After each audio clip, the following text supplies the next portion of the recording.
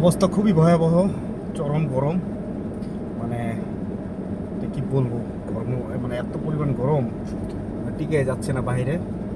যা তেল আছে এটা মনে হয় শেষ হয়ে যাবে যেতে যেতে, আল্লাহ জানে বাকিটা। সবাই দোয়া করবেন। তেল নিয়ে তেলের সিরিয়ালে আছি, মানে বড় লোকের কামলা দিচ্ছি। কামলা যে কবে শেষ হবে, এই আমরা এটার থেকে কবে মুক্তি পাবো আসে জানি না, আমরা কেউ জানি না। তবে এইভাবে আর কতদিন এইগুলো একটা পদক্ষেপ নেওয়া উচিত যারা আছে, সরকারি গভর্নমেন্টে এখন যারা আছে। এই যে আপনার সকাল থেকে আমি যে কটা পাম্প ঘুরলাম, আমি বসে 4টা বেজে বেরিয়েছি, 1 ঘন্টা খালি ঘুরছি কোন কোন পাম্পে যাবে। এমন কোনো পাম্প নাই যে যে মানে সিরিয়াল নেই। এখন কথা হচ্ছে এই যে এইভাবে মানে সিরিয়াল দিনের পর এই যে মানুষের কষ্ট করছে, কি একটা অবস্থা, বিধিকিস্তা অবস্থা, খুবই ভয়ানক অবস্থা। এটা আসলে কারা দেখবে, কারা কি করবে আসলে বলা যাচ্ছে না। আসলে বিশ্বের সব জায়গায় সমস্যা হচ্ছে এই যুদ্ধের কারণে। এটা আমাদের সরকার এবারে কী করবো, তারপর একটা সিস্টেম করা উচিত। আর এদিক দিয়ে বিএপি গাড়ি টাড়ি ঢুকে এইসব এগুলোর থেকে একটু নজর দেওয়া উচিত। যাই হোক, আমরা এগুলা ফেস করছি রাস্তা থেকে।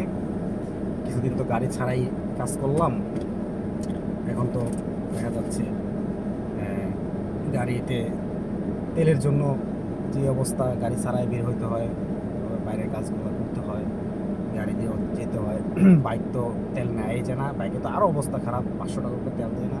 কতক্ষণ বাইক চালাবেন আপনার, মানে কিছুক্ষণ চালানোর পরে তেল শেষ হয়ে যায়।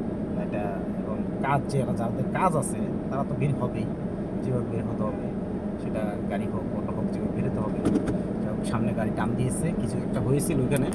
তো দেখে গিয়ে সামনে যাইতে থাকি, দেখা যাক। আমরা আছি বলতে কি, আমি আছি এখন হচ্ছে এটা হুমায়ুন রোড বলে, ক্যাম্পের বাজার অপোজিটে রেসিডেন্ট মডেল স্কুল আছে, মোহাম্মদপুর রেসিডেন্ট মডেল স্কুল, এখানে আসছি। এখান থেকে যাইতে যে কত সময় লাগবে এটা আমরা কেউ জানি না। তো এখানে দেখেন কী অবস্থা, এখানে ময়লা যে ডাস্টবিন, এখানে অবস্থা আরও খারাপ। এখানে যে ময়লার ডাস্টবিন আছে, মানে এখানে পরিবেশটাও খুব খারাপ, মানে ভালো পরিবেশ না, মানে বলার মতো না। এক সময় আমাদের বাসা বলতে কি, আমাদের বাসা এখানে পাশেই ছিল হুমায়ুন রোডে, এখন তো এখানে থাকি না। হুমায়ুন রোডে কি বাসা ছিল একসময়, এখন নাই। আজকে তেলের জন্য এখানে এসে দাঁড়াইছি, ময়লার এই জায়গায়, এই যে ময়লাখানা, খাবার দাবার সব কিছু নিয়ে আসছি। পানি শেষ, 2 বোতল পানি শেষ। আবার আরও আছে, পানির কেস আছে, সমস্যা নাই। তো এখানে যে একটা কষ্ট, এটা আসলে বলার মতো না, বোঝানোর মতো না কাউকে। যারা এখানে গাড়ি যারা ড্রাইভার বা এই সেকশনে কাজ করে, এদেরও খুবই কষ্ট এই তেলের জন্য। খুব মহামারী চলছে, মানে বলার মতো না। ঘুম নেই, খাওয়া নেই। আজকে একটা শুক্রবার, নামাজ কালাম করবো, কোথায় দেওয়া হবে না।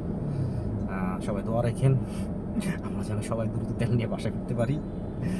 আজকে একটা বিশেষ দিন ছিল, শুক্রবার, তাও আজকে মানে পরের লোকের কামলা দিচ্ছি তো ভাই, এইগুলো কামলা দিলে এটা করতেই হয়। যেহেতু আমি সব কাজই করি ওনাদের, আমার সব কিছু করা লাগে। আমাদের 2টা গাড়ি, 4টা মোটর সাইকেল, এই 4টারই তেল নেওয়া লাগে, এই সব কিছুই করা লাগে। কিছু করার নেই, করতে হবে। পরের কামলা দিলে এটা করতেই হবে। ঠিক আছে, সবাই ভালো থাকবেন, আমাদের জন্য দোয়া রাখবেন। আসসালামু আলাইকুম।